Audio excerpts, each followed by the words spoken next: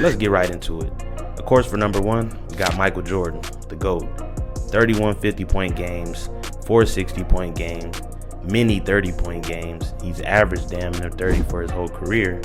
And the Bad Boys Pistons had to initiate the Jordan rules, of course, which means triple teaming him, double teaming him as he goes to the paint, not letting him get layups. And you have to remember Michael Jordan played in a time where you could foul players as hard as you want, and it would likely just be a flagrant 1 or flagrant 2. So he has to go at number 1. He had a 69-point game, 63-point game in the playoffs. The 69 was against the Cleveland Cavaliers, who at the time were really good. They had Mark Price, Craig Elo, Ron Harper, very talented team. But as far as offense, Michael Jordan is number 1. It's not even close. You have a lot of people who modeled their game after him, but for number 1, we got to go with Michael Jordan. For number 2, we got to go with James Harden. 23 50-point games, 4 60-point games. He's tied with Michael Jordan with the 60-point games. He's had 30 points like it's nothing. 30 points for James Harden when he was on Houston Rockets was like another player averaging 20. He's had seasons where he's averaged 34 points, as well as a season where he's averaged 36. Now, Michael Jordan's had a season where he's averaged 37. I believe that's the closest average outside of another player on this list. But as far as James Harden, they even had to change the foul rules because he used to draw a lot of fouls, get about 10 to 12 points each game just off drawing fouls. Similar to Luka in his style in which he'll draw a foul because he's just an offensive, I would say, a juggernaut. So you have to give it to James Harden. He had a streak of 50-point games. It was ridiculous. He's unguardable, some would say. Somewhat repetitive when he gets to the playoffs because he's real predictable when he gets to the playoffs. But for number 2, we got to go with James Harden. He's prolific, similar to Michael Jordan, but doesn't play defense, but he's number 2.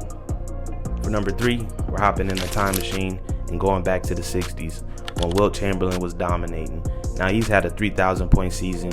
Him and Michael Jordan are the only 2 players with a 3,000-point season. Other players have gotten close, but no one as far as offense is close to Michael Jordan and Wilt Chamberlain. Wilt Chamberlain even had a season where he averaged about 7 assists. And he won a championship, I believe, that year for the Philadelphia team in those times. But Wilt is still, they had to institute a rule change for him also.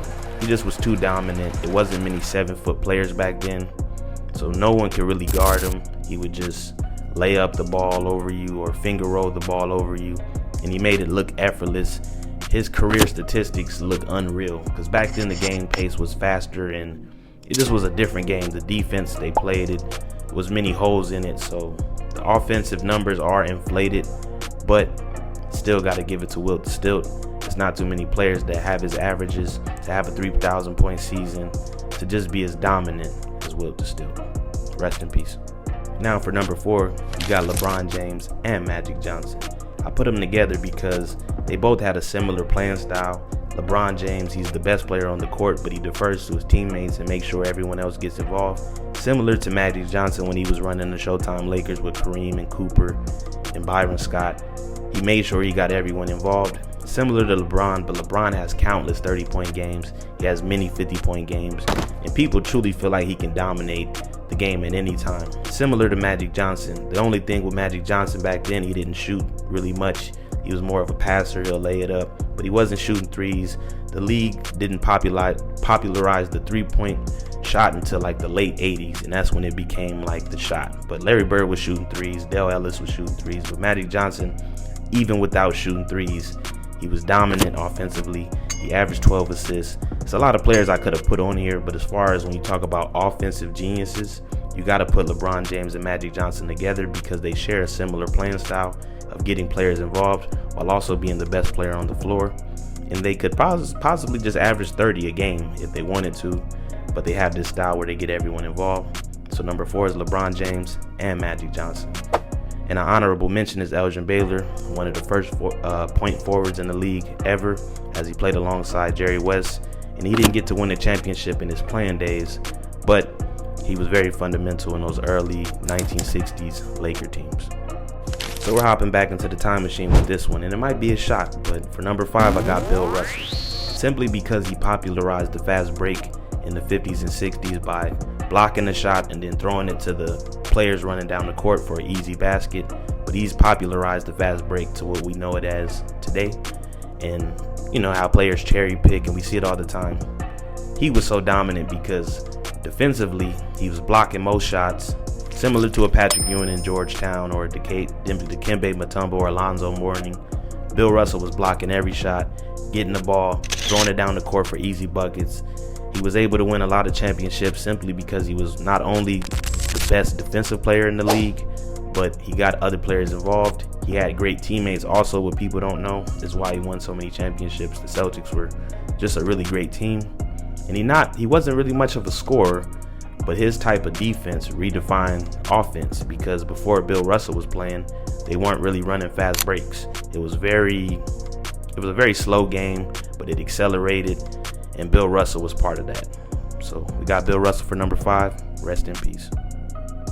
And last but not least, of course, we got Steph Curry. How can I make a list of players who redefined the NBA offense without putting Steph Curry in there? We all know the half-court shots, the three-pointers.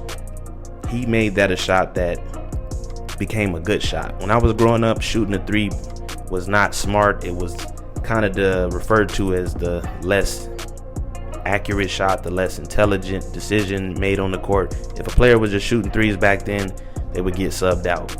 But Curry came in with a level of skill and accuracy that changed the way coaches think about the three-point ball. So now they rather have a player like Klay Thompson, Steph Curry. So as soon as they get the ball, they can catch and shoot it. They're always running around the court. But a Steph Curry with the half-court shots, the clutch, the three-point shots, and just he's made it to where he can shoot the ball and turn around because he knows it's going to go in. And how many players do you have like that? And of course, Curry, they didn't have to change any rules, but he's inspired so many players to be shooters. And you could throw Jimmer Fredette in there. He contributed to the three-point ball in college. But as far as the NBA, you got to give it to Steph Curry. And an honorable mention of the players that didn't make the list, or they're on the list, but I didn't put them on the official one. Got to give it to Luka. At the end of his career, he's going to be one of the most dominant players ever. As far as offense, you got to give it to Lillard, Elgin Baylor, and rest in peace Kobe. There's many other great scorers. But that's the list of 6 players who redefined offense in the NBA. Thank you for watching Covering Sports. Like and subscribe if y'all into that. Peace.